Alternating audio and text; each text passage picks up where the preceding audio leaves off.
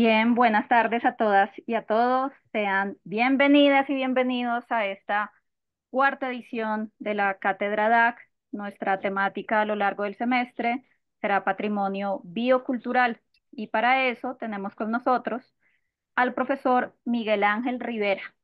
Voy a hacer una breve presentación de su recorrido y luego vamos a escuchar su conferencia. Miguel Ángel Rivera, nacido en Manizales en 1980, se ha desempeñado como investigador y docente en múltiples instituciones, especialmente públicas, tanto en Colombia como en Ecuador. Su pregrado es en antropología de la Universidad de Caldas, su maestría en antropología visual en Flaxo. Fueron realizadas con un fuerte interés alrededor de los modos en los cuales las poblaciones indígenas, mestizas y afrodescendientes en ámbitos rurales se apropian y valoran el llamado patrimonio arqueológico. En sus últimas investigaciones, sus intereses se han centrado en el potencial de las ciencias sociales para abordar temas concretos de problemáticas urgentes, en especial en los pueblos originarios en Caldas. Actualmente cursa el doctorado en diseño y creación de la Universidad de Caldas, donde busca proponer modos de acción inspirados en la interacción entre diseño y antropología. Bienvenido, profesor. Muchas gracias por aceptar nuestra invitación y es todo suyo el grupo. Muchas gracias. Buena tarde. Muchas gracias por esta invitación y por esta oportunidad de compartirles un poco, pues, lo que he venido explorando y cómo a través de este doctorado en diseño, pues, que estoy en este momento cursando, me gustaría como sacar un poquito a la antropología del excesivo academicismo en el que se ha venido, digamos, sumergiendo y he considerado pues que el diseño tiene como me permite dar ese impulso, ¿no es cierto?, para sacar un poquito de estos ámbitos universitarios que se consideran a veces claustros, ¿cierto?, y superar esa claustrofobia eh, que a veces la academia, pues la academia nos mete. Así que bueno, voy a permitirme proyectar. Eh, Me confirman por favor si están viendo. Es una presentación relativamente sencilla. ¿Y se está viendo, profesor?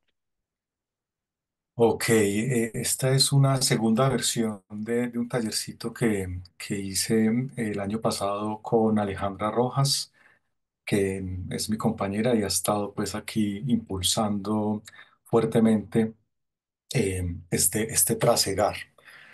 Un trasegar que pues con la Clínica Sociojurídica de Interés Público de nuestra universidad y el semillero de investigación Focus. Hemos tratado de ver cómo las herramientas audiovisuales sirven para establecer diálogos más fluidos entre la academia y los pueblos.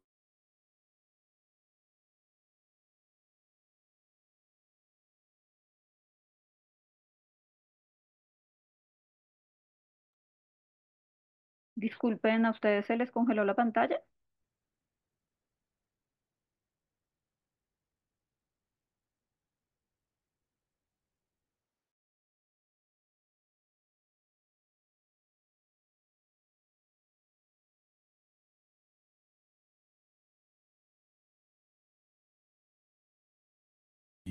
Mi labor como docente, tratando de no quedarme quieto solamente dando clases, sino alimentándome a través de la investigación, una investigación que está muy vinculada con el activismo y con la búsqueda del fortalecimiento de las capacidades de interacción con el Estado y con otros agentes de varios pueblos originarios del departamento de Caldas. Esto porque, pues, digamos que hay problemáticas perentorias, sistemáticas, alrededor de los pueblos originarios, no solamente con respecto al despojo de la tierra, ¿cierto?, sino también a la falta y las problemáticas de la titulación de las tierras que han habitado ancestralmente, en donde los grupos armados ilegales, las multinacionales, los monocultivos, la megaminería, ¿cierto?, e incluso el mismo Estado son pues no solamente a veces son obstáculos para las garantías de sus derechos, sino incluso pues directamente victimarios de estos procesos de pérdida, digamos, de sus conocimientos y de su capacidad de gestión y de supervivencia. Eh, Específicamente, pues, como lo dice el título de esta presentación, nos hemos centrado sobre todo en Caldas, que como ustedes pueden ver, es especialmente en el occidente del departamento, en donde están asentados la mayor cantidad de pueblos originarios. Yo particularmente trabajo con los pueblos de Cartama en Marmato, en el noroccidente, un municipio reconocido por su tradición minera, pero también en Río Sucio y Supía, donde se concentra la mayor población indígena en el departamento, que incluso tiene relaciones con los municipios de Risaralda, como especialmente Quinchía, con la parcialidad indígena Carambá, con la que estamos tratando de fortalecer las relaciones en Supía, especialmente con el resguardo de Cañamomo y Loma Prieta, con el resguardo de la Trina y con la parcialidad indígena Taurumá. Sin embargo, ahorita quisiera contarles un poco pues cuál ha sido como el recorrido y en ese recorrido cómo hemos venido aprendiendo tanto pues especialmente con las necesidades vividas por las poblaciones como con algunos autores y algunas autoras que nos han servido de inspiración y de fortaleza dentro del mundo académico para propiciar que estos puentes de interacción estén bien fundamentados. Ustedes en este mapita de hace 8 años, del 2017, perdón, pueden ver la cantidad de solicitudes mineras en amarillo y la cantidad de títulos mineros en rojo. Esto, como pueden ver, pues esto fue hace 8 años. Así que este mapa probablemente ya tenga casi todo el departamento concesionado. Como pueden ver, especialmente en el occidente, hay una gran cantidad de títulos ya reconocidos por el Estado y muchas de estas, digamos, estos polígonos que están en amarillo ya digamos, probablemente son títulos mineros vigentes. Si lo comparamos con este mapa, nuevamente, vemos, ¿cierto?, que esos lugares de asentamiento de los pueblos originarios son los que más densidad de títulos mineros o de pretensiones de títulos mineros tienen, y es solamente un ejemplito porque hay una gran cantidad de otras problemáticas como la presencia de grupos armados ilegales, la pobreza, la contaminación de las aguas, la expansión de monocultivos especialmente para madera o producción de papel o especialmente en los últimos años de aguacate Hass que genera una gran, digamos, demanda de agua y de tierras que colindan o están dentro de los mismos territorios indígenas. Pero antes de, digamos, hablarles de esos problemas mineros, quisiera devolverme un poquito en los tiempos en los que estábamos saliendo de la pandemia, por allá en el 2021. Empezamos a involucrarnos con el profesor Mauricio Pardo en el resguardo de la Albania, tratando de identificar las problemáticas de la lengua embera, que en el departamento de Risaralda es supremamente fuerte. Mientras que aquí en Caldas son muy pocas las poblaciones que la tienen como una lengua relativamente fuerte. Uno de ellos es el resguardo indígena de la Albania en el municipio de San José y básicamente pues ellos vienen en un proceso de poblamiento desde hace un siglo, 120 años aproximadamente, llegan las primeras familias desde las laderas de la montaña del Tatamá, que dividen a Risaralda con Chocó, y en los años 80 fue reconocido como resguardo y han venido pues digamos sobreviviendo en un contexto muy muy paisa, ¿no? Muy mestizo, muy blanco, y a pesar de ello pues digamos que son un ejemplo de resistencia en cuanto a la pervivencia de su lengua, que es gracias efectivamente a el auge de los teléfonos inteligentes, de las redes sociales virtuales digitales, que se han visto en los mismos líderes, profesores, Jaibanas han venido reconociendo que son estas herramientas digitales que nos conectan y al mismo tiempo nos aíslan en el mundo contemporáneo, las que más han puesto en riesgo la pervivencia de la lengua en Verachamí. Y por eso tratamos de hacer como un reconocimiento, primero haciendo una documentación lingüística, pues por medio del software que por lo general se ha utilizado en estos estudios, como lo es, por ejemplo, el AN, ¿cierto? Para hacer una documentación cuidadosa de la lengua, también por medio de una encuesta sociolingüística que trata de ver hasta qué punto está viva esta lengua y de qué manera se puede fortalecer.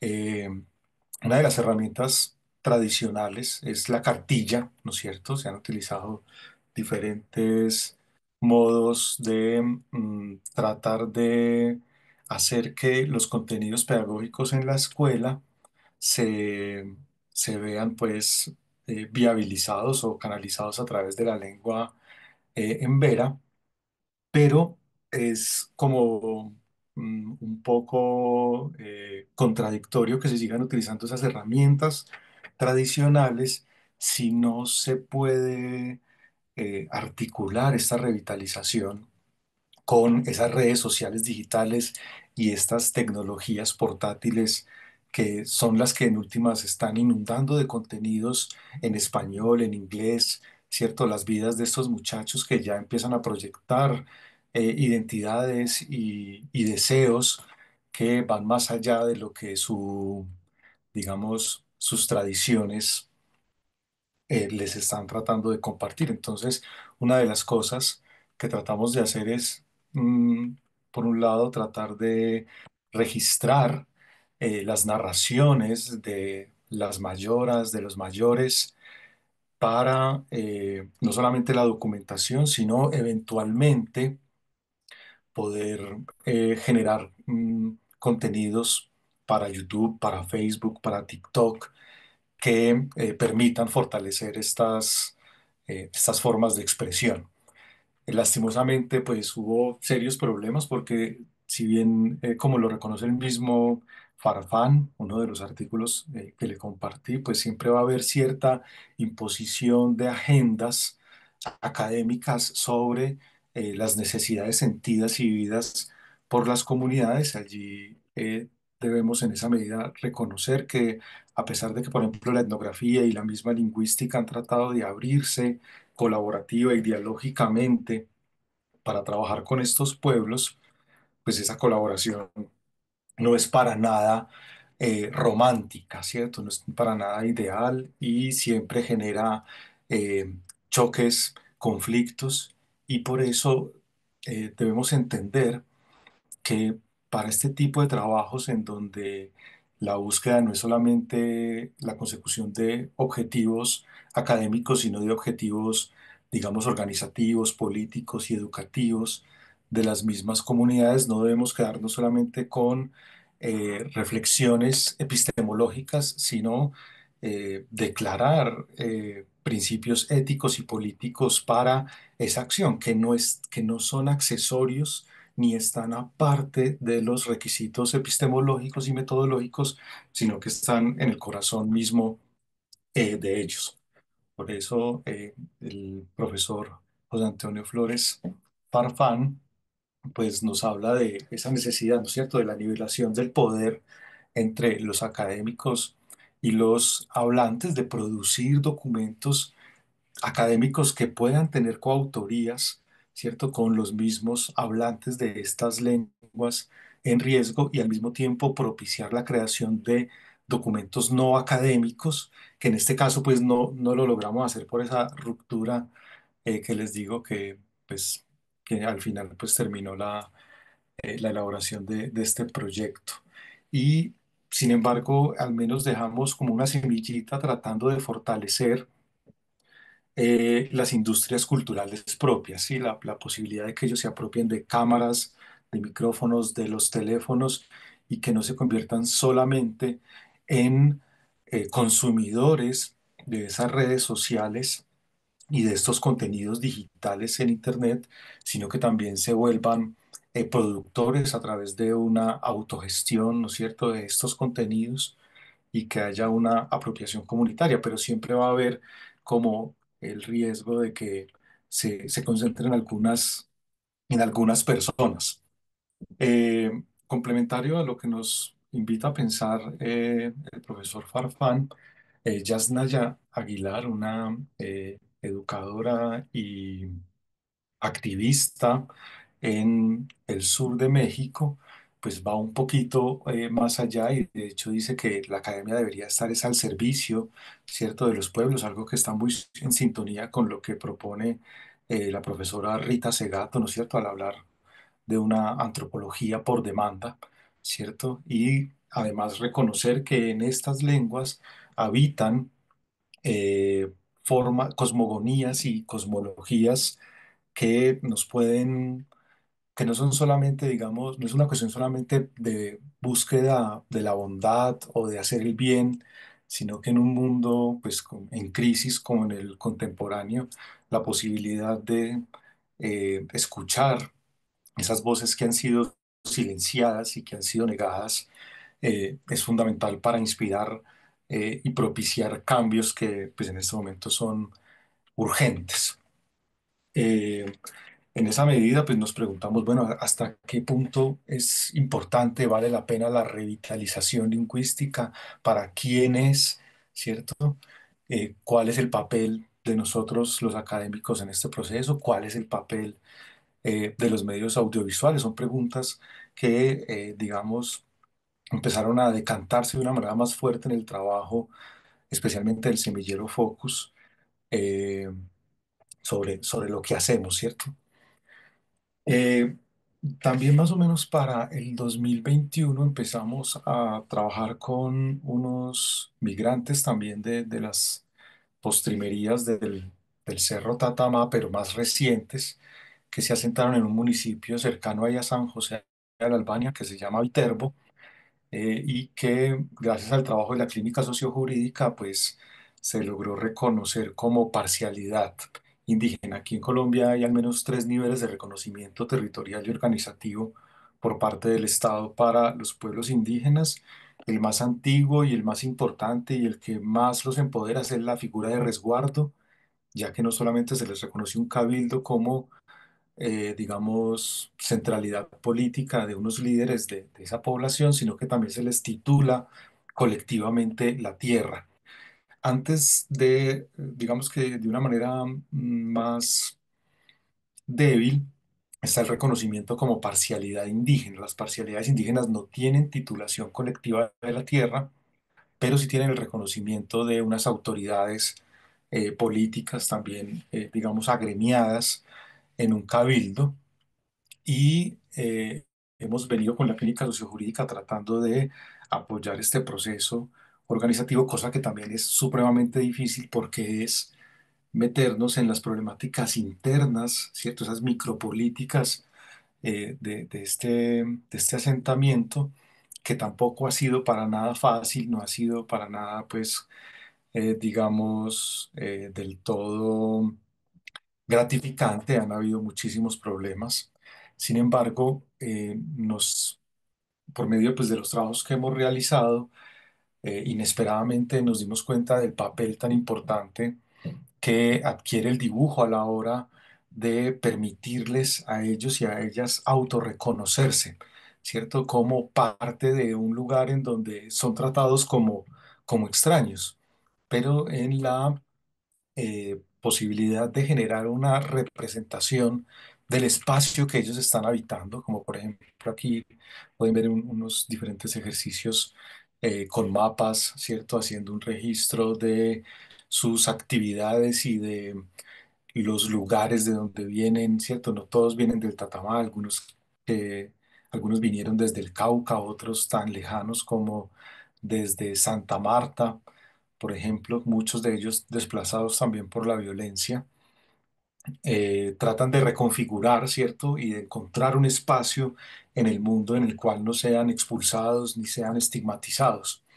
Y en este, digamos, intento de reconocimiento de quiénes son, cómo están ubicados, cuál es la distribución espacial que tienen, pues Alejandra Rojas empezó a producir con ellos este dibujo, ¿cierto?, de la distribución de ese asentamiento que tenían allí en Viterbo y empezaron a verse de una manera distinta, ¿cierto? Este ejercicio del dibujo se convirtió en un catalizador del autorreconocimiento que ellos mismos se estaban negando, ¿cierto? Y que en gran medida, gracias a estas herramientas visuales, de representación han permitido entenderse a sí mismos y de esa manera encontrar hasta cierto punto soluciones parciales a algunos de los problemas que les hemos ayudado a identificar por medio especialmente de la coordinadora de este proyecto, que es Andrea Rodríguez, una trabajadora social que hace parte también de la clínica sociojurídica de interés público, también la abogada Valentina Escobar. Es un trabajo que nos permite, además de reconocer esa apertura epistemológica a las diferentes cosmovisiones, tiene que empezar con una apertura epistemológica para el trabajo entre las disciplinas de la universidad, como pueden ver, ¿cierto? Derecho, trabajo social y antropología. Aquí tratan de articularse para fortalecer estos procesos organizativos, llevando por ejemplo, logrando construir imágenes como esta, en donde ellos pueden ver, ¿cierto?, esa multiplicidad de orígenes, de donde vienen las diferentes trayectorias que han eh, tenido que cruzar para llegar a este asentamiento, ¿cierto?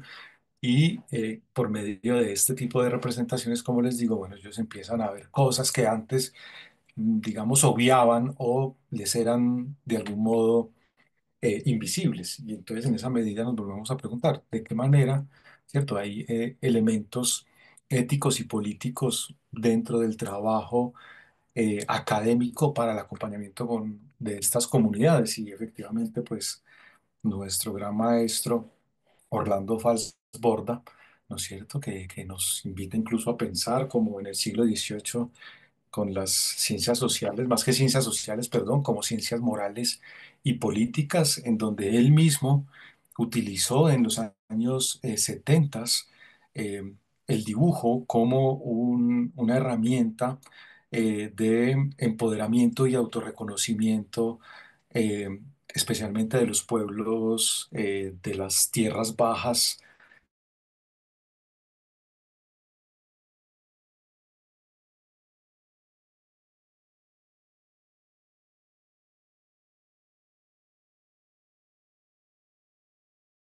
acción participativa.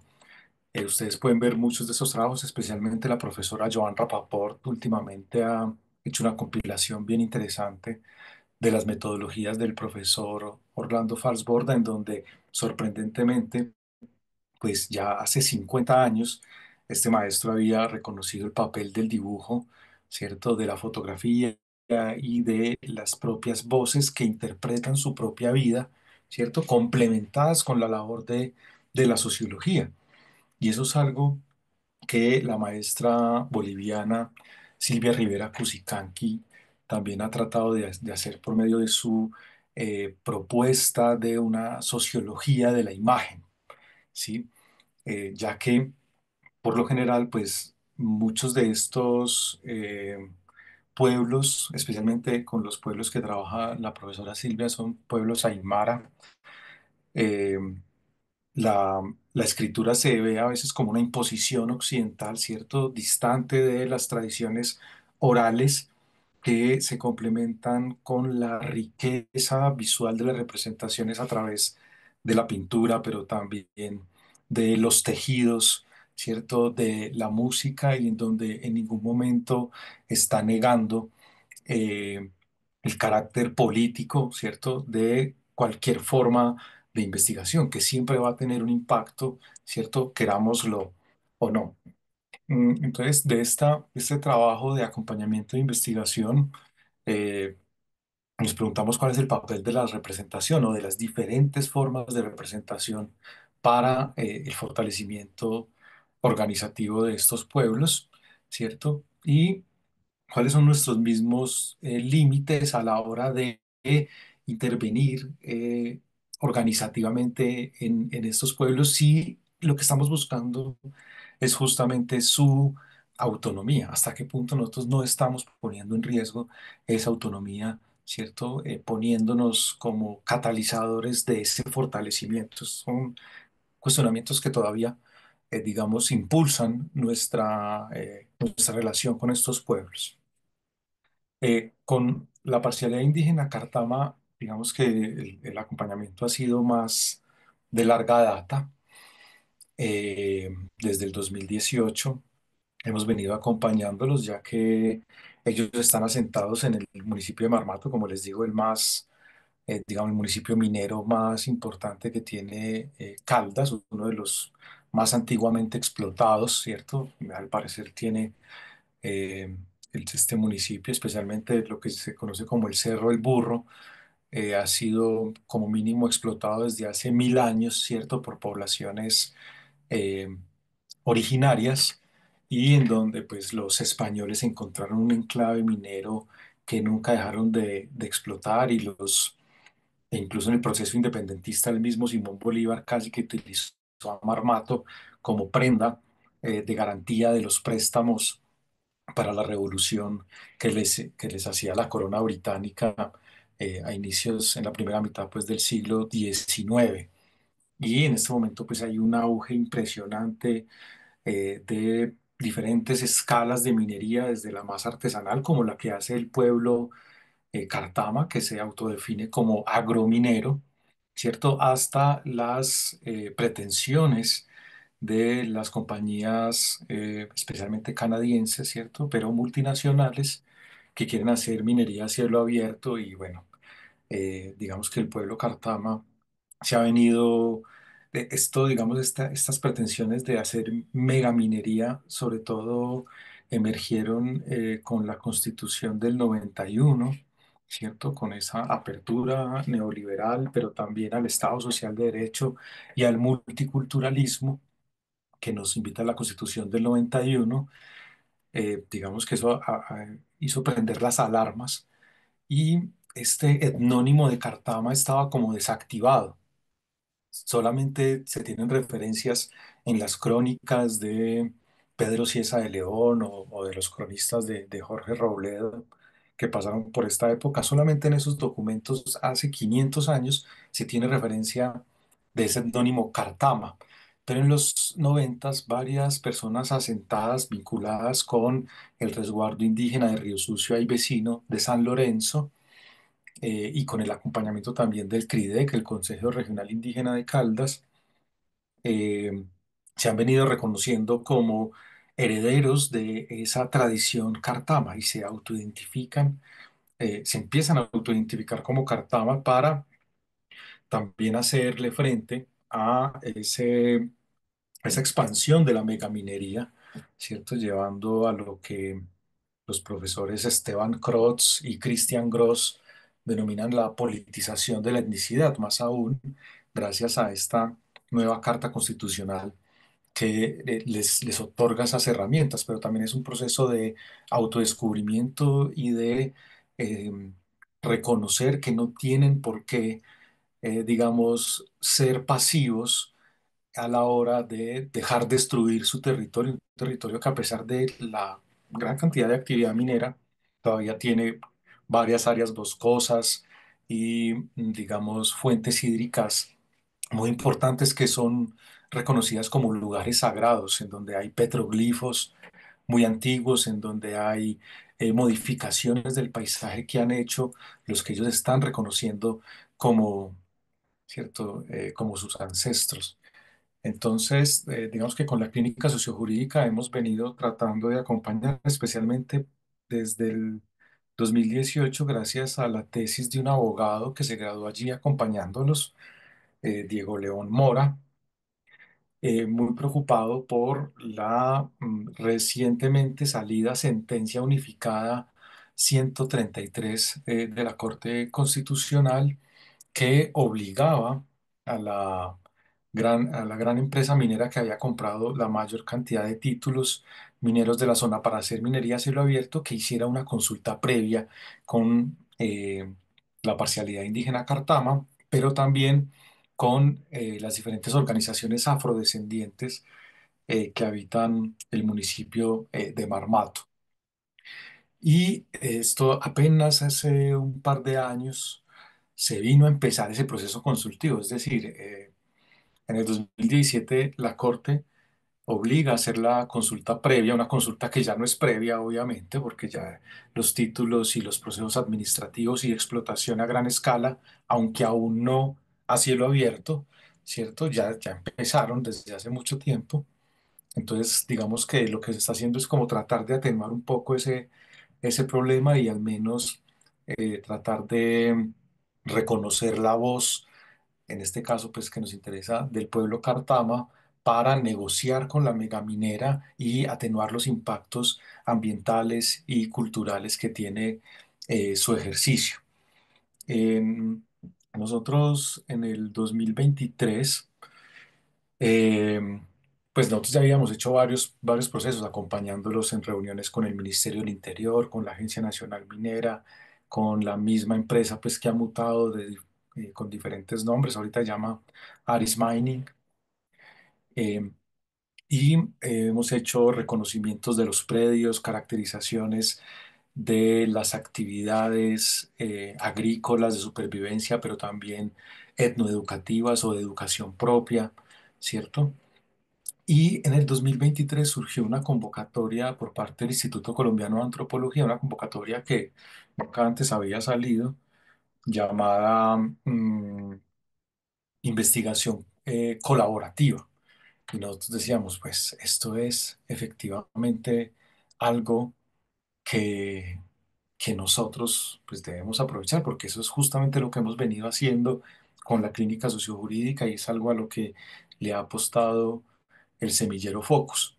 Aquí pueden ver una imagen de la forma en la cual más o menos está disperso. No es que la población, y eso es algo muy característico aquí en Caldas, es que la población está dispersa en el territorio, ¿cierto? Casi que son puntos de familias que entremezcladas con familias afrodescendientes, mestizas, migrantes venezolanos, paisas, ¿cierto? Aquí tienen una gran población flotante. Eh, la comunidad indígena Cartama está, ¿cierto? Dispersa en todo el territorio. Ustedes pueden ver ahí, ¿cierto? Las heridas realizadas sobre la montaña de la prolongadísima actividad minera que va incluso pues en crecimiento.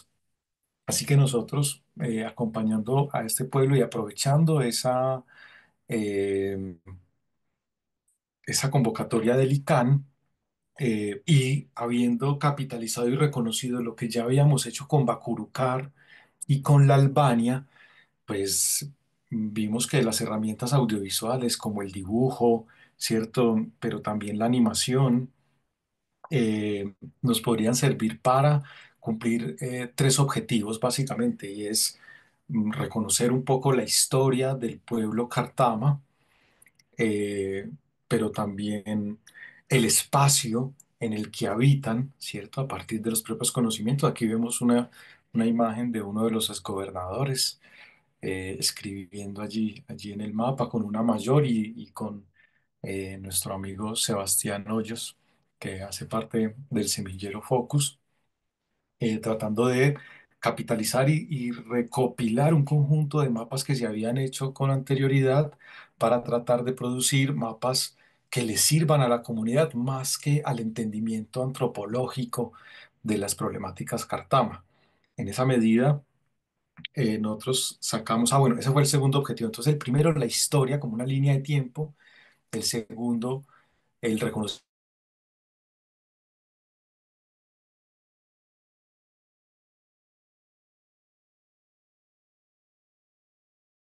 indígenas y no indígenas.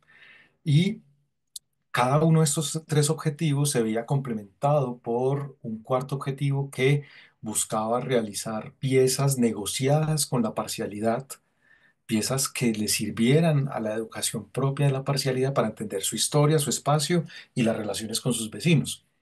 Y habíamos propuesto un documento audiovisual para cada uno de esos objetivos, ¿cierto? Uno para la historia, otro para los mapas y otro para eh, el reconocimiento de la interacción pues, con otros habitantes de Marmato. Terminamos sacando en realidad 10 piezas. Sacamos 4 cómics. Voy a permitirme aquí proyectarles solamente uno. Permítanme. La primera versión del cómic que lastimosamente no encontramos dibujantes, pero no queríamos que fuera cierto, solamente una cuestión plana de fechas y textos, a pesar de que nos metimos de lleno en los archivos, eh, gracias al archivo, por ejemplo, de El Cauca, que está en la Universidad de Popayán. Ellos tienen un trabajo archivístico impresionante y gracias a eso, pues, se nos abarataron muchos costos y nos atrevimos a meternos con la inteligencia artificial y empezar a combinar fotografías de ellos mismos, ¿cierto? Pero también de los archivos con imágenes generadas eh, por inteligencia artificial, una inteligencia artificial que fue liberada. Por aquí les voy a mostrar el nombre de la página para los que quieran cacharrearle, que es en realidad muy interesante. Se llama iComic Factory de Hugging Face. Es un conjunto de muchachos alrededor del mundo que buscan, ¿cierto?, la liberación del software, ¿cierto?, la democratización de los accesos a estos recursos digitales y que no sea solamente de algunos, digamos, privilegiados que puedan acceder a estas herramientas. Entonces nosotros, digamos, por medio de esa reconstrucción de los archivos, pero también por medio de los relatos de los mayores, tratamos de reconstruir en 4 cómics la historia que pasó en el momento antes de la conquista, qué pasó durante la conquista. Eso es básicamente este primer, digamos, tomo. Un segundo tomo, qué pasó durante la colonia. Un tercer tomo sobre la República y un cuarto tomo sobre la actualidad, ¿cierto? Que es lo que está pasando especialmente desde los 90 hacia acá. Y como les digo, combinando fotografías que nosotros hemos tomado con esos relatos orales, más los relatos de los archivos que hemos encontrado y complementado, ¿cierto?, por medio de una inteligencia artificial que es muy brutica todavía, ¿no? Todavía tiene, ¿cierto?, como ustedes pueden ver, una reproducción de cuerpos muy hegemónicos, ¿cierto? Y un estilo que incluso se puede mezclar, como ustedes pueden ver, ¿cierto? No necesariamente hay formas propias que se han perdido muchas de ellas de las viviendas y de los vestidos, ¿cierto? Entonces esta inteligencia artificial termina cogiendo cosas de diferentes pueblos y haciendo un palimpsesto nuevo. O sea, es una pues, de las dificultades que hemos encontrado, pero digamos que tuvo una muy bonita recepción por parte de la comunidad, que al menos se pudo ver reflejada allí y que, como cualquier documento, la idea es seguirlos eh, criticando y reelaborando, que no sean como vistos como la última versión y la más acabada, sino solamente un paso más dentro de esta búsqueda del autorreconocimiento de una manera plena, ¿cierto? Y más reflexiva, que de algún modo contradiga, critique o interpele la versión oficial, blanca, ¿cierto?, de esa historia. Con respecto a los mapas, también nos parecía un poco triste que fueran documentos que otra vez, cierto, se reprodujeran esa violencia de dispositivos que la misma Agencia Nacional Minera, el mismo Ministerio del Interior y otras entidades gubernamentales han utilizado por medio de los sistemas de georreferenciación, ¿cierto? Y ese tecnicismo geológico y geográfico. Y entonces lo que tratamos de hacer fue como unos mapas animados. Y aquí les vamos a mostrar un fragmentico de uno de ellos que es de los que más interesante me parece.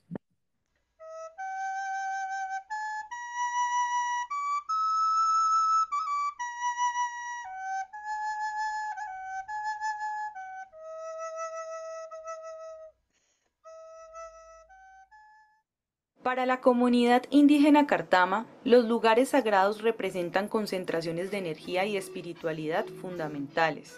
Estos espacios desempeñan un rol crucial en la sanación y protección del territorio y la comunidad. Los y las sabedoras y guardianes de la sabiduría llevan a cabo rituales de armonización, ceremonias de ofrenda, pagamentos y procesos de purificación en estos sitios sagrados para mantener su vitalidad y significado espiritual.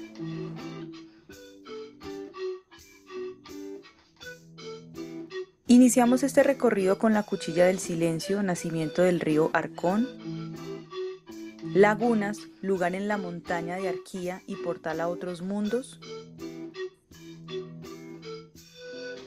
Valle del Cartama, lugar de origen del pueblo Cartama, donde se encuentran petroglifos y escrituras que cuentan el origen de la comunidad, Sepulturas, Nueva Caramanta, lugar de entierro de grandes caciques Cartama, Caramanta y Pipintá, El Salto, cascada sagrada y lugar de ofrendas a los ancestros, Cerro Viringo, sitio sagrado y espíritu de mujer guardiana de la montaña, Chirapotó, casa del cacique Chirapotó y lugar de ceremonias, El Burro, también conocido como el Cerro de Marmato, Río Cauca, llamado por los ancestros Irrá o Irrúa, que significa río grande, Río Arquía, río de los espíritus, Río Arcón, sitio sagrado de la piedra sellada y límite entre el resguardo Supía la Alta y resguardo Sonsón, Río Cartama,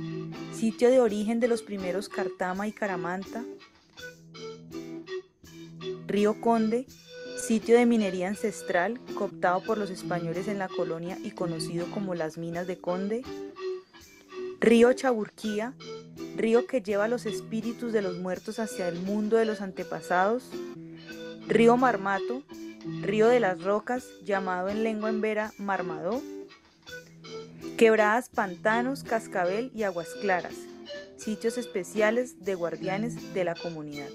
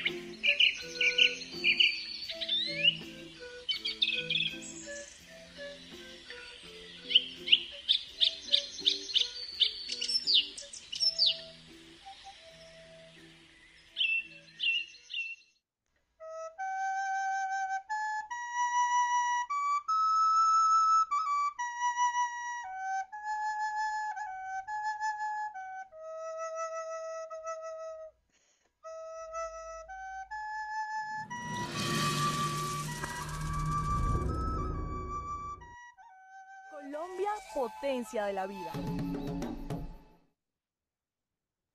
Bueno, entonces ahí tienen un ejemplito, son 4 mapas animados sobre diferentes temas. Y para el último objetivo de las relaciones con los vecinos hicimos 2 podcasts que pues no creo que tenga mucho tiempo para mostrárselos, después se los puedo compartir, en donde entrevistamos a diferentes líderes mineros, afros, culturales, ¿cierto? En uno de los podcasts y en el otro con los vecinos propiamente indígenas por su relación de complementariedad y fuerza pues que tienen entre ellos.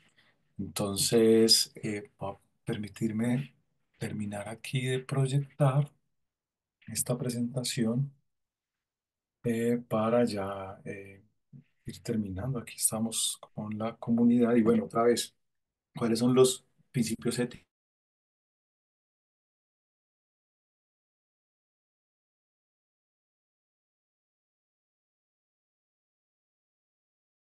Reconocer el trabajo de una perspectiva, digamos, anarquista, no macro revolucionaria, sino de las pequeñas acciones, ¿cierto? A la que nos invita el autor David Graeber, recientemente fallecido, en donde reconoce pues que esa tradición de la antropología, no solamente en Colombia, sino en múltiples partes del mundo, ha sido como fundamental. Y yo consideraría que David Graeber no lo hace, pero sí lo hace Pablo Mora, de cómo, el que él es un antropólogo de la Universidad de los Andes, aquí en Colombia, que él sí reconoce que para ese trabajo, digamos, que trate de ser, de estar al servicio de estos pueblos indígenas, hay que reconocer sus propias formas de mirar y de sentir, y por eso la vinculación con las tecnologías de representación actuales, pues es fundamental, pero en donde no se pierde, ¿cierto?, la necesidad de esa permanente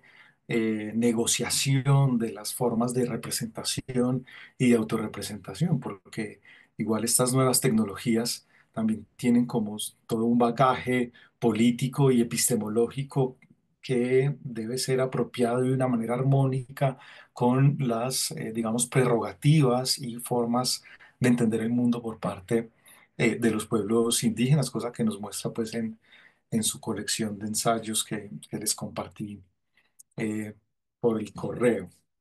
Y bueno, aquí nos surgen varias preguntas, ¿cierto? Esta cuestión de cuáles son los límites, ¿cierto?, del uso de estas cosas que llamamos actualmente inteligencia artificial, ¿cierto? El problema que trae consigo la automatización, lo que les comentaba ahorita, ¿cierto? Estas formas hegemónicas que se siguen replicando en estos modelos de producción de imágenes, ¿cierto? ¿Qué pasa con los derechos de los autores que son apropiados por algunas de estas inteligencias artificiales y todo lo que está propiciando además en términos de desinformación, eh, proliferándose por diferentes mecanismos?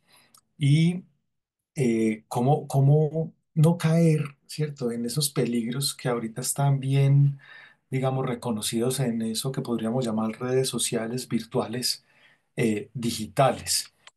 Y para ello, bueno, aquí nosotros desde hace poco, desde hace apenas 2 años, hemos venido con un año y medio, hemos venido encontrando y conociendo respuestas endógenas y autónomas a esos interrogantes, especialmente el proyecto Líricas de la Montaña, que los invito a que los busquen en Facebook.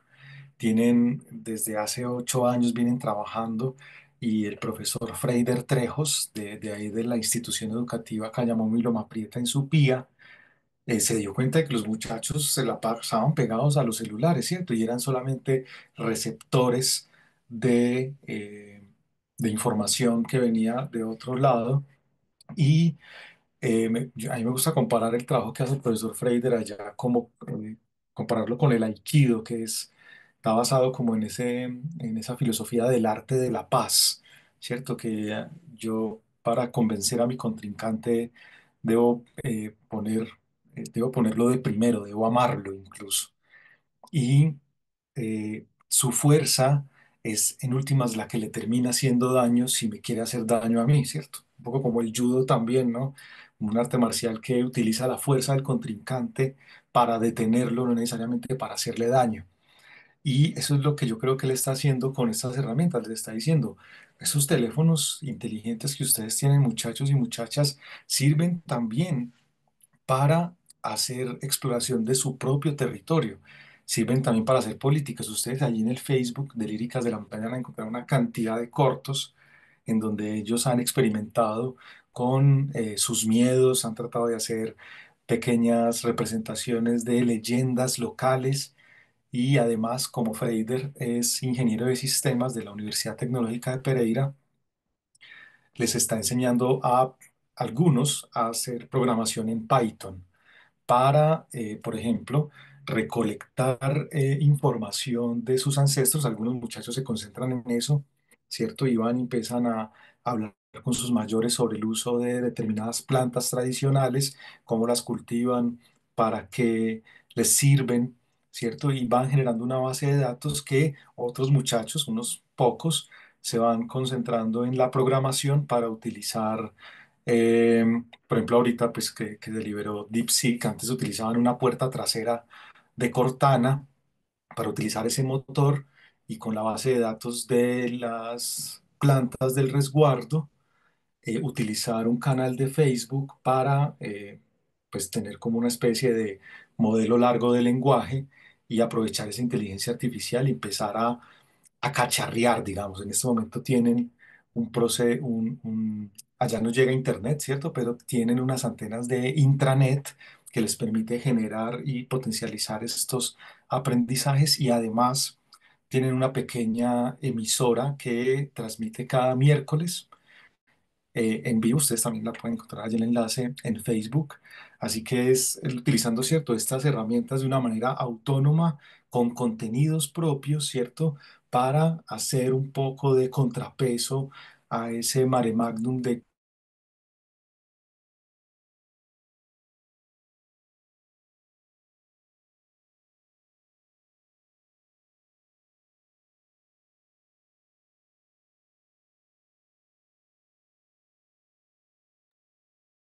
Se fue Miguel Ángel, ¿verdad? Ah, Y no, ya, ya, ya volvió. Sí, sí se puede, sí, sí. sí, Sí, pensé aló. que era yo.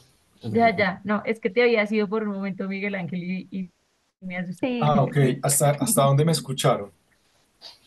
Esta diapositiva, si la si puedes repetir, estabas hablando de todo lo que ha logrado el profesor en Facebook y lo comparabas con la práctica del Aikido, con el ejercicio con los muchachos. Y cuando cambiaste de diapositiva fue que se congeló. Entonces, no fue mucho. Ah, ok.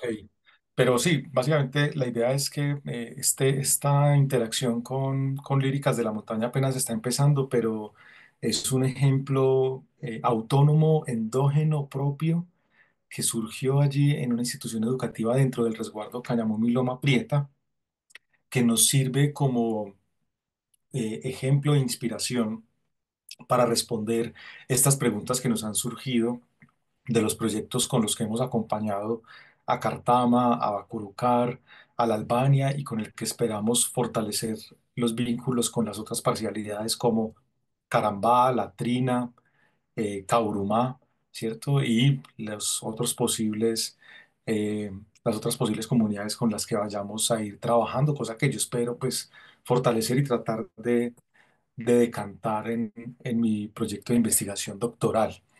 Entonces, bueno, unas pequeñas reflexiones aquí sobre cómo la colaboración implica confrontación y también a veces sacrificio individual, ¿cierto? Pero estos son como sacrificios que permitirían una co-creación que debe permanentemente estarse armonizando, ¿cierto? No es una cuestión de que simplemente con unos principios éticos y políticos ya tengamos, digamos, como la solución a estas problemáticas, porque siempre van a emerger nuevas, y tenemos que mantener una perspectiva no solamente crítica y autocrítica con respecto a nuestras disciplinas, sino a la posibilidad de contradecirnos respetuosamente, y de esa manera encontrar los elementos que nos permitan construir e imaginar, prototipar, ¿cierto? Formas de acción colectivas sin necesidad de negar las potencialidades que nos da la tecnología. Eso es básicamente lo que les tenía. No sé eh, si tienen alguna preguntita, comentario. Yo voy a ir cerrando por aquí. Espero no haberme demorado No. demasiado. Sí, No, está. profesor, muchísimas gracias. Está muy interesante y creo que, pues además de las que ya se habían pensado, que en parte fueron ya respondidas, creo que aparecerán muchísimas otras preguntas. Entonces, me permito presentarles al estudiante de doctorado José Gabriel Zapata, quien se encargó de preparar una conversación con el profesor y pues obviamente está abierto también el micrófono para quienes quieran hablar con el profesor Miguel. José Gabriel Zapata es estudiante de doctorado, del doctorado en Diseño, Arte y Ciencia de la Universidad Jorge Tadeo Lozano. Actualmente es becario de CAPES y realiza una estancia doctoral en la Facultad de Artes de la Universidad Federal de Minas Gerais en Belo Horizonte, Brasil, donde colabora con la profesora Raquel Oliveira en el proyecto Experiencias decoloniales, Estudios y Prácticas. Su proyecto doctoral se centra en explorar los paisajes del extractivismo de la vida en lugares dedicados a la minería de esmeralda en Brasil, Campos Verdes de Goiás, Nova Era en Minas Gerais y Carnaíba, me perdonaban la pronunciación, pido disculpas, en Bahía, y en Colombia, Muso, Cospuez y Otanche. Ha sido durante 10 años docente e investigador de la Universidad Externado de Colombia, donde desarrolló enseñanza de pregrado y posgrado, así como investigación en ciencias sociales, psicología social crítica y salud mental comunitaria y crítica. Es psicólogo y magíster en gobierno y políticas públicas. Bienvenido, José Gabriel. Entonces, adelante. Hola, buenas tardes. Profesora, muchas gracias. Y profesor Miguel, muchas gracias por su presentación. Pues bueno, profe, mm, ya previamente, digamos, compartido las preguntas. Usted, pues muchas gracias, ha retomado algunas ideas. Yo quisiera, pues, volver sobre algunas para manera como de cierre, reflexión, podamos como abordarlo de manera tal vez más puntual. Mm, un poco la primera parte de la reflexión es detenernos sobre las dificultades que usted encuentra en el modo de hacer ciencia moderna al mediar entre el mundo indígena y el mundo moderno occidental en términos de pues, los distintos regímenes que imperan. Un poco lo que también se compartía en las lecturas sobre el régimen escópico, el régimen lingüístico. Em, entonces, como que en esa primera parte sobre estas dificultades, usted pues comentó dos, así a grandes rasgos. Una es como y lo compartíamos también con nuestros compañeros del doctorado en la sesión preparatoria, como esta serie de paternalismo o de pérdida de autonomía con las comunidades indígenas, que usted pues lo comentó ahorita en su presentación. Y otra es también la imposición de representaciones visuales o representaciones sobre el mundo indígena desde el mundo académico. Además de esas dos, profesor, ¿qué otras dificultades tiene la ciencia para intentar mediar en el marco de una convocatoria además institucional y pública este mundo indígena con este mundo del conocimiento y el saber occidental? Pues eso es justamente algo que yo quisiera responder con esa tesis de doctorado que estoy emprendiendo.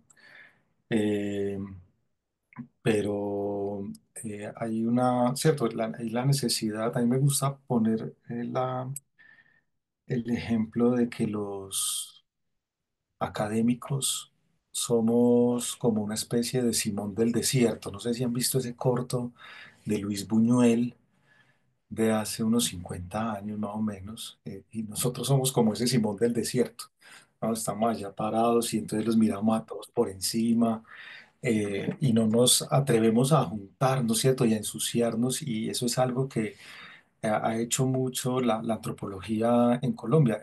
Por ejemplo, aquí no mencioné a uno de los autores que más nos inspira, que es el profesor Luis Guillermo Vasco, contemporáneo de el profesor Orlando Falsborda, ¿cierto? Muy sintonizado con esas iniciativas de los años 60 de una investigación al servicio del pueblo, ¿cierto? Él dice que, por ejemplo, la antropología que él le promulga a sus estudiantes es hacer antropología. Hay que pensar con las patas, decía él, ¿cierto? Y no en el sentido peyorativo de, ¿cierto? De hacer las cosas mal hechas, que a veces creemos, ¿cierto? Que hacer las cosas o pensar con las patas o con los pies es como hacer las cosas como chambonamente, sino tener bien los pies en la tierra. Y eso implica bajarse de ese pedestal en el que está parado Simón del Desierto y estar sintiendo, ¿cierto? Reconocer que este énfasis cerebralista e hiperracionalista de la tradición hegemónica occidental eh, no solamente ha sido contradicha por otros pensadores no hegemónicos occidentales, y esa posibilidad de reconocer que la ciencia y la academia es una forma de cosmovisión que dialoga con las otras formas de cosmovisión, es lo que nos va a permitir abrir al menos esos diálogos, sin necesidad, cierto, tampoco de idealizarlos, que sería como el otro error, ¿no es cierto? Como caer en una especie de, otra vez, ¿cierto? En ese relativismo moral de Jean-Jacques Rousseau sobre el buen salvaje, ¿no es cierto? Y que además es una visión esencialista, porque termina diciendo es como si los Embera o los Cartama de hace 500 años fueran los mismos Embera de hoy, como si los paisas mismos no fueran un conjunto de identidades en transmutaciones permanentes y que esa transmutación permanente de los pueblos está propiciada por su interacción no cerrada, como muchos antropólogos lastimosamente lo han visto en términos clásicos, ¿cierto? Como si las culturas fueran cerradas, autocontenidas y nos fueran dinámicas y con permanentes relaciones con los otros pueblos. Y en esa medida hay una autora también de la Universidad Nacional muy querida, que tuvimos la oportunidad de tener una primera rectora en la Universidad Nacional, la doctora Miriam Jimeno, una antropóloga impresionante, que ha trabajado mucho pues con la violencia doméstica desde el punto de vista, ella creo que su tesis doctoral la hizo allá en Brasil, eh, y ella nos recuerda que en última siempre estamos, ella tiene un texto muy interesante sobre antropología de las emociones, que para mí se conecta muchísimo con los llamados de la fenomenología de Husserl y de Heidegger, pero también con la investigación-acción participativa de Falsborda, cuando nos invita a pensar, a sentir pensar, perdón, ¿cierto? No solamente pensamos, sino que nuestros pensamientos y nuestros conceptos están arropados por emociones. Y esa posibilidad de conectarnos emocionalmente es algo que nos va a permitir conectarnos cognitivamente. No hay lo uno sin lo otro y por eso la necesidad de pensarnos, ¿cierto? Con los pies en la tierra, como diría el profesor Vasco. No sé si me fui por las ramas, José, pero yo creería que de pronto no solamente estoy viendo dificultades, sino como de qué modo ya hay algunas respuestas que no me las invento yo, sino que están allí y que se pueden empezar, digamos, a reunir para encontrarle salidas no solamente a este mundo que está en una crisis permanente, sino también a que la academia se salga, ¿cierto?, de este ostracismo autoimpuesto. Sí, profesor, muchas gracias. Tal vez pensaba ahorita que si bien ahí usted ahorita hablaba de claustrofobia, como para referirse a la academia, pero también pues yo lo interpretaba como una claustrofilia, como que a la academia le gusta estar es en los espacios cerrados, ¿cierto? Y bueno, usted ahorita nos convida a caminar el territorio, retomando pues evidentemente a Vasco, pero pensaba que también hay que invitar a abrir nuestros territorios para que lo indígena entre a la universidad, ¿no? Total. Que esto no es solamente nosotros como, y parte también de mi reflexión en el ejercicio etnográfico que hago en Muso, que he hecho en Muso, pues claro, uno anda el territorio, trabaja, conoce a la comunidad, pero pocas veces la comunidad incluso entra a los espacios físicos de la universidad y sin ser, pues, quedarnos quietos, pues entra al espíritu propio de la construcción de conocimiento, ¿no? Entonces, esa reflexión también como que me invita a esta segunda pregunta de cómo reimaginarse las políticas de conocimiento propias, que muchas veces los que estamos en la academia entramos como en una burocracia académica y ahí quedamos estancados, pero cómo trascender estas políticas de conocimiento, estas prácticas científicas para integrar mejor las perspectivas de comunidades académicas, que por ejemplo, Arturo Escobar en un texto de mutualidad plantea como la búsqueda de lo ecopoético, ¿no? Como esas otras aspectos sutiles, y aquí cito a mi querido Carlos Mario, aspectos sutiles que no son capturados necesariamente por las metodologías de las ciencias sociales, sino que requerimos otras formas de capturarlo, ¿no? Entonces, no sé, profe, ¿usted qué opina sobre esa reimaginería de nuestras prácticas educativas al interior de las universidades para integrar estos saberes indígenas? Sí, por allá también espero ir con la tesis de este doctorado, que es un chicharrón bien carnudo. Y hay algo que yo ahorita les estaba mencionando a David Graeber. Y David Graeber, en su texto Fragmentos de Antropología Anarquista, hace una crítica a esa noción que tenían los marxistas de la primera mitad del siglo XX, sobre todo, ¿no? Y que vemos que ha llevado a un extremo con manifestaciones actuales como las del ELN, por ejemplo, que se autoproclaman las voces de las personas campesinas, ¿cierto? Del proletariado rural, etcétera. Entonces, algo que nos dice Graeber es justamente, ¿no? Hay que ir en contra de ese vanguardismo, ¿cierto? De creer que tenemos ya todas las respuestas y más bien reconocer que nosotros tenemos mucho que aprender y efectivamente abrir las puertas a que, ¿cierto? Pasemos de las universidades a las pluriversidades.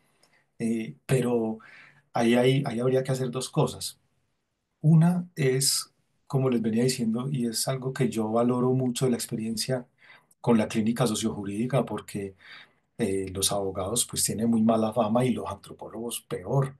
Y bajarnos un poquito los egos y empezar a reconocer que si bien cada uno tiene su nicho de especialidad, ese nicho es parcial, ¿cierto? Es incompleto y requiere el complemento interdisciplinario al interior de la universidad para permitir, si eso lo logramos al interior, si vemos cómo las artes escénicas, por ejemplo, nos ayudan a pensar la etnografía, cómo el dibujo puede ser utilizado como herramienta política y jurídica, ¿cierto? Si empezamos a hacer esos tráficos, como diría el profesor Javier Andrade de la Universidad de los Andes, si empezáramos a hacer esos tráficos entre esos diferentes nichos al interior de la universidad, vamos a empezar a entender los caminos para abrir otras cosmovisiones no académicas y no occidentales, ¿cierto? Para que sean incluidas dentro de esta búsqueda del diálogo. Pero además, la misma profesora Jimeno, Miriam Jimeno, tiene un artículo muy interesante que critica, no es la única, pero me parece que es de los análisis más contundentes sobre la Constitución del 91, ¿no? La Constitución Tutti Frutti, la Constitución Multipluri, en donde todo se ve supremamente lindo, ¿cierto? Porque todos somos supuestamente, ¿cierto? Es que hay una paradoja allí, ¿no? Una nación pluriétnica y multicultural que fue muy vanguardista para su época, pero que en el 2008 y creo que en el 2005 Bolivia y Ecuador ya no se definen como un estado nacional, sino plurinacional. ¿Cierto? Entonces, eso ya de algún modo está quitándole el carácter subordinado a lo étnico y lo está reconociendo como un pueblo con todas sus letras, ¿cierto? Y no solamente como un reducto, ¿cierto? Dentro de una mezcla, un mestizaje homogenizante. Y he ahí el problema del multiculturalismo. La profesora Catherine Walsh de la Universidad Andina Simón Bolívar en Quito es una de las grandes adalides del concepto de interculturalidad y nosotros debemos tratar de superar el multiculturalismo segregacionista que uno podía encontrar, ¿no? En la Sudáfrica pre-Mandela. En la Sudáfrica antes de Mandela había una constitución multicultural pero supremamente segregacionista, ratificando el apartheid, y eso es básicamente lo que pasa ahorita. Yo hablando con uno de los gobernadores, con el gobernador de la Albania, ellos tenían muchos problemas porque las escuelas sobre todo, digamos, dentro del resguardo, llegan hasta quinto de primaria. Entonces ya los muchachos de 11 12 años para encontrar bachillerato tienen que irse a las escuelas de los capunía, es decir, de los mestizos, de los paisas que los rodean. Y era un problema porque una de las cosas que más hace perder también la lengua es la vergüenza. Muchos de esos capunías se burlaban de la forma en la que hablaban estos en Verachamí, a pesar de ser una lengua supremamente rica, con unas visiones del bosque, de los hay, de los intercambios de una manera muy distinta a la nuestra, que nos puede enseñar muchísimas cosas. Y él decía, vea, la relación intercultural que nosotros tenemos con los capunia es evitarlos. Es como una segregación autoimpuesta. Ahí hay una relación, es una relación muy negativa, pero es una forma de relacionamiento que lastimosamente es la que legitima la Constitución del 91 y lastimosamente es uno de los grandes aportes de la antropología clásica a la jurisdicción. ¿Por qué? Porque otra vez veía las culturas como mundos monolíticos, autocontenidos, ¿cierto? Que tenían paredes celulares, ¿cierto? Súper rígidas que impedían la comunicación con las otras culturas. Entonces la profesora Catherine Walsh nos invita a pensar en lo intercultural, por lo difícil que suene. Y allí la filosofía analítica y la filosofía política también tienen mucho que aportar para las tendencias actuales de la antropología y de la etnografía que han caído muchísimo en el relativismo, ¿cierto? Y ese casi que un lenguaje de sordos, usted es diferente a mí, no puede tomar nada de lo mío, ni yo puedo tomar nada de lo suyo, cuando en realidad estamos en un proceso incesante de transformación y de aprendizaje mutuo. El profesor John Rawls, con su propuesta de consensos traslapados, dice que sí hay la posibilidad de generar procesos de diálogos entre diferentes formas de jurisdicción y de cosmovisión y de moralidad, ¿cierto? Porque en últimas otra vez compartimos elementos emocionales, fisiológicos, con las piedras, con las aves, con los hongos y por qué no con otros humanos, por qué no con otras culturas. Y en esa dirección me parece que ha venido transitando también un antropólogo contemporáneo que ha tenido mucha influencia, que es el señor Tim Ingold, que trata de mostrarnos un poco, ¿cierto?, esa vinculación mucho más fluida eh, entre, entre las diferentes formas de vida, no solamente, y de existencia, no solamente humanas. Y yo creo que de algún modo para allá va nuestro querido Arturo Escobar. Sin embargo, yo veo a Arturo Escobar como en la puerta, como que todavía no se atreve a salirse del todo, pero esos ejercicios teóricos que él ha hecho y que lastimosamente no ha vuelto a aplicar con las comunidades negras con las que aprendió muchas de esas cosas en el Pacífico, ¿cierto? A pesar de ser todavía muy teórico, va muy en sintonía con lo que propone Catherine Walsh, con lo que propone el señor Tim Ingold, con lo que propone a esta crítica del multiculturalismo la profesora Miriam Jimeno. No sé, José, si fui en la dirección que esperaba para responder a No, su pregunta. no hay direccionales. ¿Qué vamos conversando? Ok. Sí, pero me resuena mucho porque una de las preguntas que atraviesa ahí mi tesis tiene que ver con la vida de las piedras más allá de la interacción mercantil, ¿no? Que puede ser entendida como una linealidad, como un objeto más, o con una relación más profunda con la construcción del paisaje, con lo que me comenta. Profe, en este segundo bloquecito quisiera profundizar un poco más sobre la potencia y las dificultades que usted también lo nombró entre líneas, pues la potencia y las dificultades de la etnografía visual para facilitar el diálogo entre estas diversas perspectivas. Por ejemplo, diversas perspectivas, es decir, la construcción de conocimiento científico y una necesidad comunitaria, ¿no? En tanto que, bueno, una que no me esperaba, que me pareció muy interesante, digo no me esperaba a partir de la lectura de los textos, era el uso de la IA, que además tiene un régimen escópico muy particular, como usted bien lo señaló, pero uso la palabra que trae los textos que usted nos recomendó para hoy. Y es que evidentemente, pues la IA utiliza un tipo de americanismo en su forma de representación. Y lo veía también pues como evidentemente una posibilidad de, mm, de surtir problemas que surgen en el personal, en la gente que está en disposición de hacer la ilustración. Y como eso sirve de solución, pero deja también unas preguntas fuertemente abiertas, no frente al proyecto, sino frente al uso y la generación de imágenes hoy, ¿no? Porque em, creo que eso fue bien evidente. Entonces, quisiera como detenerme en esas posibilidades que usted ve, posibilidades y dificultades que ustedes han tenido en el uso de la etnografía visual para la investigación. Entendiendo también que lo interpreto en el marco del doctorado de diseño, arte y ciencia como un liminal entre el arte y la ciencia social, que es bien interesante y en el que también he encontrado, por ejemplo, el trabajo de Brazel, que hace etnografía visual con trabajadores de la Esmeralda en India y en Colombia, haciendo una comparación entre los modos de comercializarla. Entonces, profe, deteniéndonos ahí, ¿qué nos puede comentar usted a grandes rasgos, como ya retomando entre el uso, un poco en una visión crítica, el uso de la etnografía visual para la resolución de su problema de investigación? Bueno, sí, yo no conozco los trabajos de Brazel, sería chévere que pronto me escribiera por ahí por el chat Listo, para profe, si los darle una conversamos. exploracioncita, pero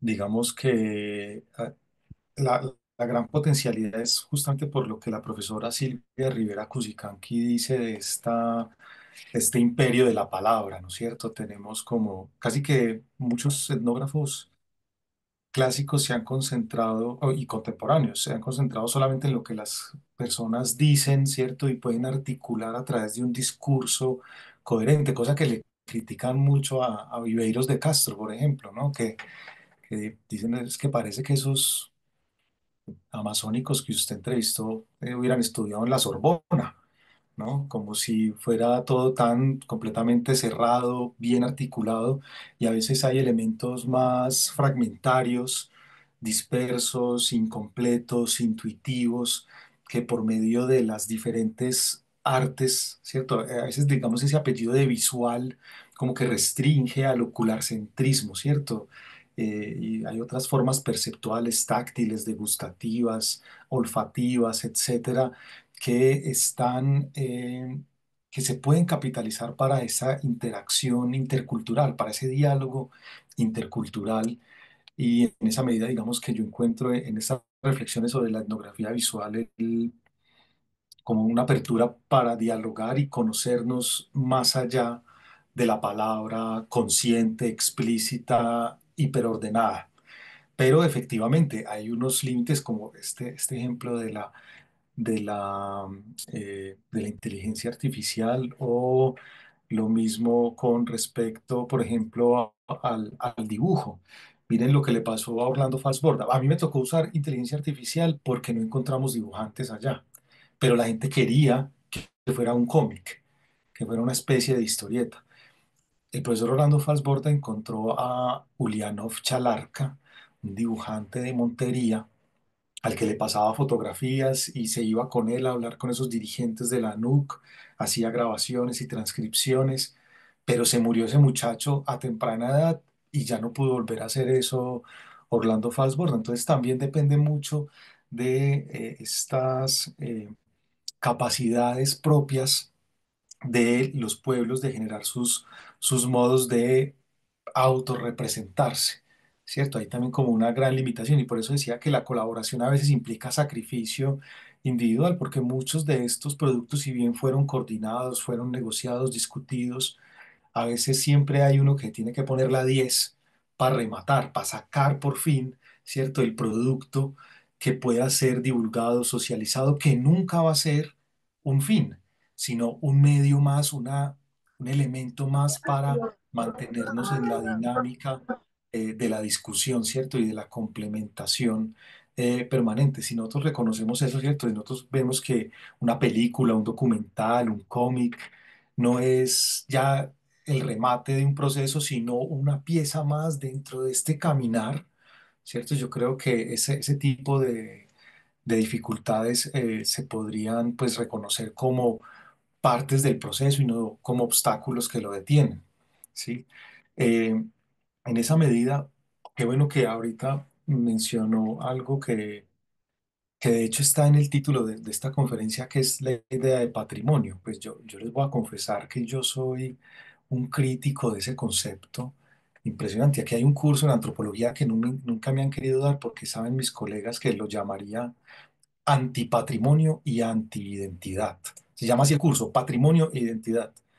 Hay un ensayo del historiador Jorge Orlando Melo muy bacano que se llama Contra la identidad, y nos dice cómo esta noción de identidad es una forma de los políticos de tratar de cerrar, ¿cierto?, las posibilidades de expresión y de autorreflexión de los individuos y las colectividades.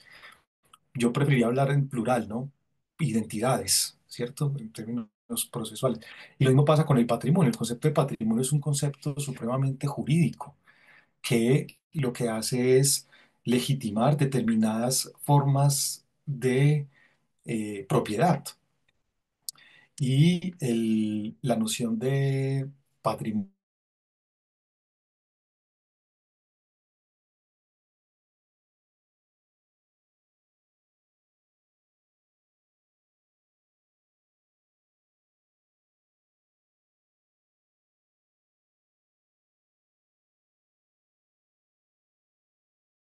de ancestros en sí mismos y no solamente cosas o propiedades, que es en últimas lo que termina siendo como la noción de patrimonio. Entonces, digamos que esta perspectiva va de la mano con lo que le estaba diciendo ahorita de la antropología visual, porque sobre todo, digamos que yo tengo un maestro, cuando estudié la maestría en antropología visual en Flaxo, en Ecuador, el fundador de esa maestría es el profesor Javier Andrade, el X Andrade, que trabaja ahorita en la Universidad de los Andes y tiene unos textos muy interesantes sobre etnografía visual, incluso unos más recientes, más críticos sobre etnografía curatorial, en donde dice que más allá de simplemente pensar la relación de colaboración idealizada del etnógrafo con los otros, a veces propiciar elementos controlados de conflicto y reconocer que siempre hay un conflicto, es en donde podemos ver las aristas más delicadas de los fenómenos y de los problemas que nos interesan. Entonces, eh, una de esas cosas es, por ejemplo, el patrimonio. El patrimonio son lugares, a mí me ha interesado mucho, como lo decían ahorita en la presentación, ¿cierto? Sobre todo como esa cosa que llamamos patrimonio arqueológico y cómo hay historiadores, políticos, narcos, pero poblaciones campesinas, negras, indígenas, que están en pugna alrededor de ese patrimonio. Entonces, desidealizar el patrimonio y verlo como un campo de conflicto a través de múltiples formas, no necesariamente narradas, sino también visuales, sentidas, ¿cierto? Imaginadas, soñadas, ¿cierto? Podría ayudarnos a entender esto de una manera más dinámica y dejar de buscar como puntos finales y soluciones determinantes, y más bien propiciar y reconocer el carácter procesual, dinámico, mutable de nuestras relaciones y por lo tanto de nuestras investigaciones con los pueblos con los que decidimos trabajar. Muchas gracias, profesor. Sí, yo tal vez en esa también reflexionar, pues cómo se ha utilizado el dibujo en distintos ejercicios que no son etnográficos, pero que sí son una entrada al territorio. Por ejemplo, en La Peregrina de Alfa, es un texto bien clásico. Se hace un dibujo del Cerro Fureitena, que es un cerro muy importante en el occidente de Boyacá, un poco con esta idea de la formación de la esmeralda y la idea de los musos. Pero el dibujo siempre, o sea, el dibujo ha estado permanentemente en el ejercicio de recorrer el campo, ¿no? Pero ponerlo en función al encuentro, pues le pone otra dimensión que creo que es fundamental. Había un bloque, profe, sobre la patrimonialización de la visualidad que usted acaba de resolver. Entonces yo en función de eso quisiera como abrir también, con el permiso de la profesora Silvia, abrir el micrófono a los compañeros por si hay alguna otra pregunta.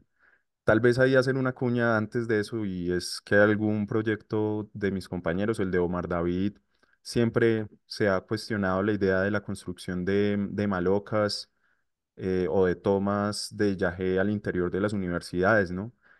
Eso también me parece como un ejercicio de situar y de poner un lugar de encuentro material muy potente. Y otra última tenía que ver con algo que usted señala que es sobre que no todo es visual, ¿no? Ahí está cómo capturar todas las poéticas no visuales, en buen sentido, lo táctil, lo sinestésico, que sin duda pues es un campo abierto de discusión. Entonces, bueno, ya a mis compañeros, si hay alguno que quisiera intervenir, muchas gracias. Gracias. Muchas gracias, José Gabriel. No sé si alguna compañera, compañero tiene alguna pregunta. Mm, Hola, profe, ¿cómo está? Hola, David. Adelante. ¿Cómo estás? Bien, muchas gracias, pues muy a gusto con esta charla. O sea, como se los mencioné la semana pasada, me cae muy bien en relación a que mi investigación es la de la ceremonia de ayahuasca, ¿no? Y la de las prácticas ancestrales, sobre todo. En ese sentido, pues la charla del doctor, pues me llama mucho la atención cuando menciona Arturo Escobar y dice que él se encuentra como en la puerta de identificar o de ir un poco más allá, como que no quiere soltar, no sé si lo que quiso de pronto decir el tema de querer soltar es esto que es tan occidental, tan académico, eh, y compenetrarse pues ya en esos escenarios sutiles en el sentido de que pues las visiones que se pueden generar en el caso de acá de las tomas de ayahuasca, pues muy difícilmente han sido explicadas, ¿sí? Por parte de la ciencia. Es decir, se ha recurrido y de hecho nuestros indígenas lo logran muy bien, lo ponen a uno a pensar, ¿sí? Y es que cuando estos fenómenos, pues los experimenta uno que es muy de acá, muy de la universidad, muy académico, investigador, como que se rompe pues un paradigma en torno a lo que se puede demostrar y que no se puede demostrar. Y en mi investigación estoy tratando de darle mucha importancia pues a eso que no se puede demostrar. Y empiezo a detectar que pues prácticamente se tiene que analizar por niveles, digámoslo así, ¿sí? En algún momento una profesora acá en el doctorado nos mencionó que esa sabiduría pues obviamente está muy por encima del conocimiento que nosotros queremos generar. De hecho, cuando metafóricamente nosotros hablamos, es el conocimiento el que va o el que visita o el que recurre, ¿no? A estos escenarios pues ancestrales indígenas para tratar de capturar información que luego pues es traducida a nuestro discurso occidental.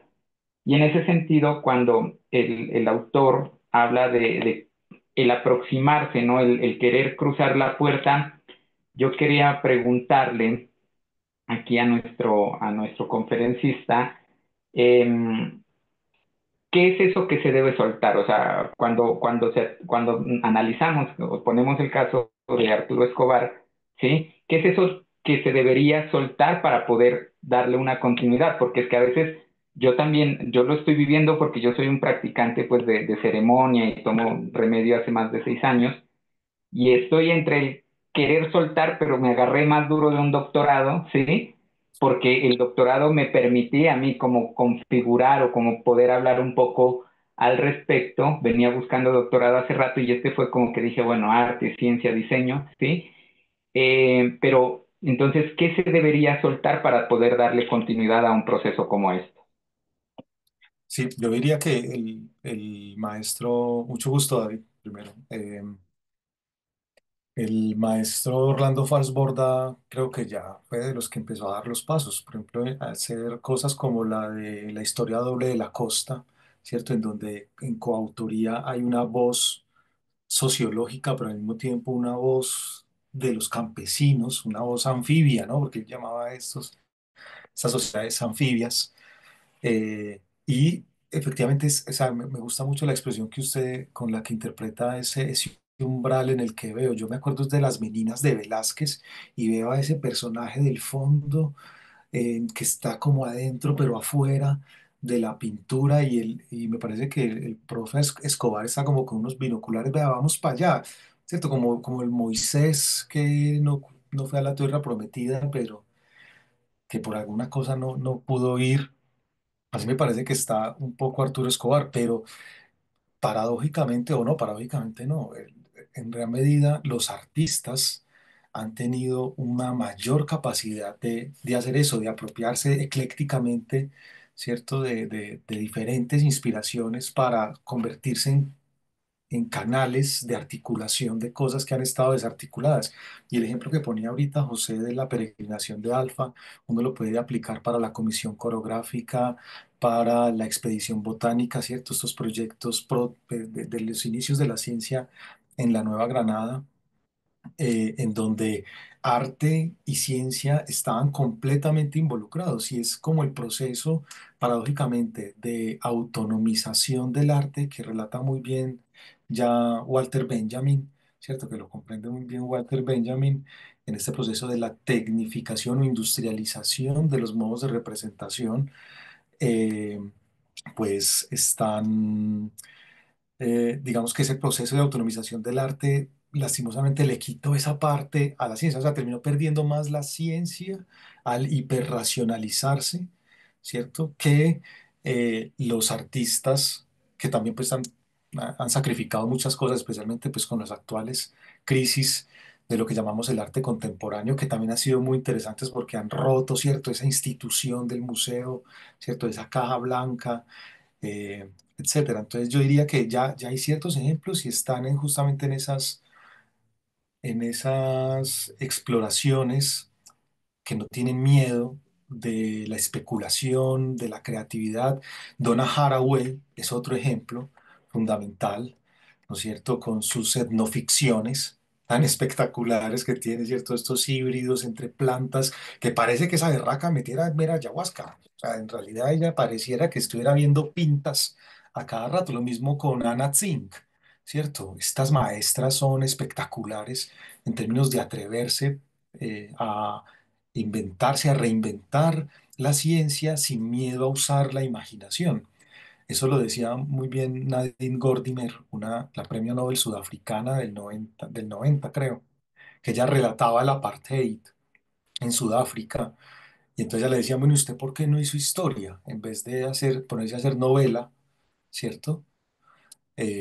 Pues ella decía, no, porque es que yo quería completar lo que no sabía con mi imaginación, porque la imaginación no es una forma de irrealidad, sino una forma íntima de la realidad, decía Nadine Gordimer. Y ahí vean, son mujeres las que más se han atrevido, la misma Silvia Rivera Cusicanqui, la misma Rita Segato, con esos procesos colectivos de sanación a través de corpografías, ¿cierto?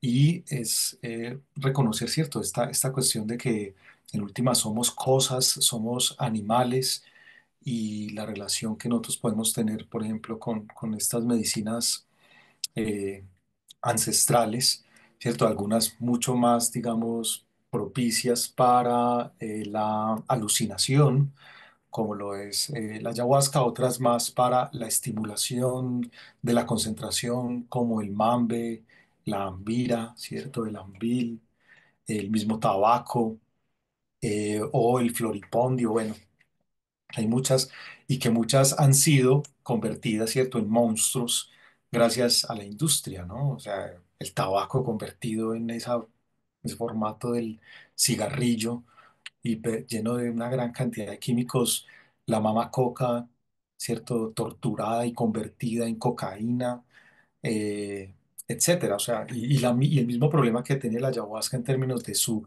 comercialización, ¿cierto? Y el problema de esta turistificación, que en gran medida está apoyada académicamente por la noción de patrimonio, lo que hace es como cerrar a unas posibilidades, muchas de ellas mercantiles, y una domesticación en términos occidentales de esas prácticas. gracias a la misma hiperracionalización que se cree neutra, pero que ya implica una relación ética y política. Eso es lo que se le abona a Escobar, que él empieza ese diálogo, ¿cierto?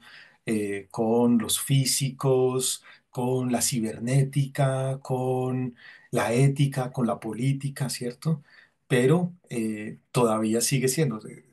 Para mí esa cuestión de soltar me parece muy interesante, David, que usted lo dice, es como soltar el control un poco y dejarse y entender nuestras capacidades de intuición, nuestra sensibilidad, nuestra emocionalidad y nuestra creatividad más allá de la palabra. Yo diría que es por ahí, David.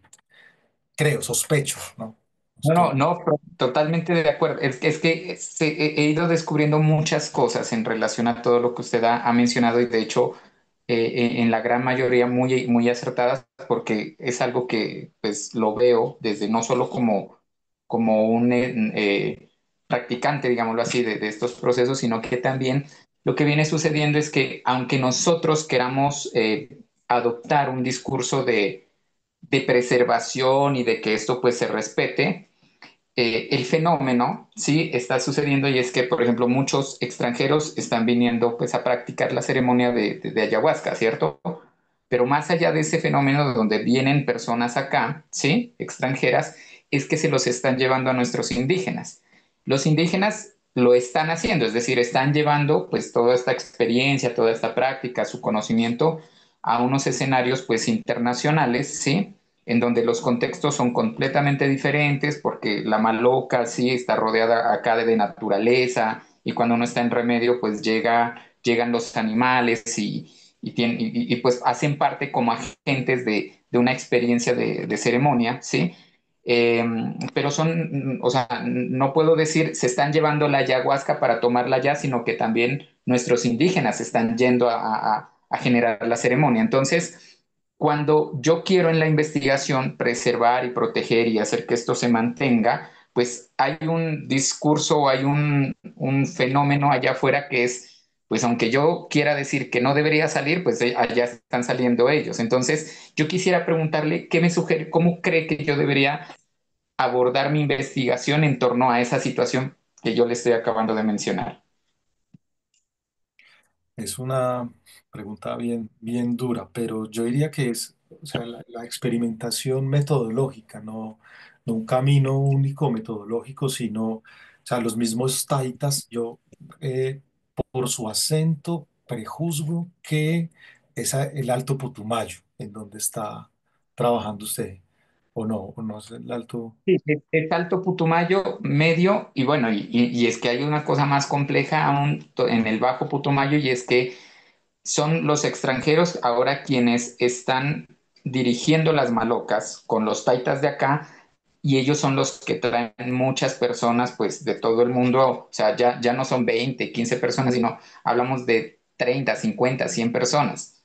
Sí, entonces pero es el Taita porque es que el Taita y bueno, y la comunidad que rodea al Taita quienes necesitan pues el dinero, necesitan la dinámica, porque es que ellos no tienen, por ejemplo, un perfil profesional para poder trabajar en otras partes, pero sí saben cómo ayudarle, por ejemplo, en la noche para irle a echar pues el saumerio a la persona, hacer el rezo, cantan, ¿sí? Y entonces eso hace parte de ese ecosistema maloca, pues sí, y demás. Y cuando se lo llevan al Taita, pues son estas mismas personas porque quieren que se genere la ceremonia ya. Es decir, yo no sé si manejar el tema desde la parte del indígena o la parte del conocimiento, porque es que el conocimiento sí se está compartiendo. No, pues eso es, qué bueno que los occidentales, ¿cierto? Aprendamos esas otras formas, ¿cierto? Pero efectivamente, ¿qué cantidad de riesgos hay también en esa comercialización que terminan como volviendo simplemente una cuestión de consumo, ¿cierto? Casi que incluso de recreación y no de introspección y aprendizaje, que en últimas es como lo que yo tengo entendido que propicia la ayahuasca. Y una cuestión sería, o sea, por un lado, reconocer que usted mm, tiene en ese momento la tarea de entender el asunto, más que de transformarlo, pero ya entender es un paso para transformarlo, pero no entender desde la autoridad académica, sino entender en conjunto y involucrar como coautores a los mismos taitas y tal vez algunos de estos negociantes extranjeros de la ayahuasca y propiciar justamente reflexiones. Como les decía ahorita, la colaboración y el diálogo intercultural no es solamente algo bonito donde seamos, digamos, totalmente complacientes, ¿cierto? Y les demos toda la razón a lo que nos dicen los narradores, ¿cierto? De estas experiencias, sino también cuestionarlos y decirles, ve, ¿no será que esto tal vez puede estar generando otras cosas? Yo he sabido de muchos casos, bueno, no de muchos, de algunos que, por ejemplo, taitas del Putumayo que han ido a Estados Unidos han sido detenidos por cargos de tráfico de drogas, por ejemplo. Han sido acusados por la DEA. Hay otros que, en vez de ser víctimas, se convierten en victimarios porque adquieren tanta admiración e influencia sobre otras personas que terminan siendo abusivos, ¿cierto? Y traicionando las mismas enseñanzas ancestrales de su propio pueblo. Entonces hay un conjunto de reflexiones que, por ejemplo, la posibilidad de los CAMSA, particularmente, ¿cierto? Tienen formas de expresión gráfica y plástica de esas pintas, ¿cierto? Por un lado, entender las experiencias de consumo de ayahuasca entre estos artistas Kamsá que consumen ayahuasca, explorarla, ¿cierto? Se pueden convertir en mecanismos metodológicos de exploración. Hay una técnica, por ejemplo, dentro de la etnografía visual que la llaman la elicitación, y es coger fotografías o imágenes y convertirlas en puntos centrales de una discusión, o individual o colectiva. Entonces no es la entrevista clásica, ¿cierto? O el grupo focal clásico, sino un elemento artístico, gráfico, plástico, que se va a convertir en un punto de articulación y tal vez, ¿por qué no?,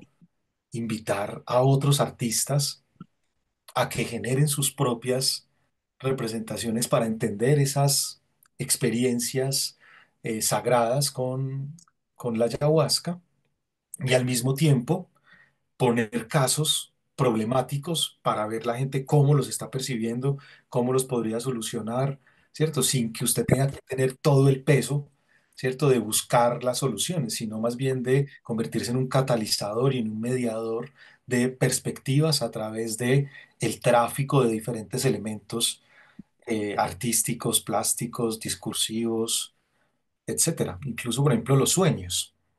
A mí me parece que eso es uno de los temas más brutales que hay. Y de hecho, la ayahuasca propicia sueños como... Hay un autor de apellido Nieto que ha trabajado con las poblaciones del norte, con los Yupa, creo. De apellido Nieto ha trabajado el problema de los sueños, pero también una francesa, Anne-Marie Losonzi, que ha trabajado las relaciones entre afros y emberas en el Chocó y ha visto cómo los sueños sean, porque ellos han tenido relaciones problemáticas, los afros y los embera, pero los sueños se han convertido en catalizadores.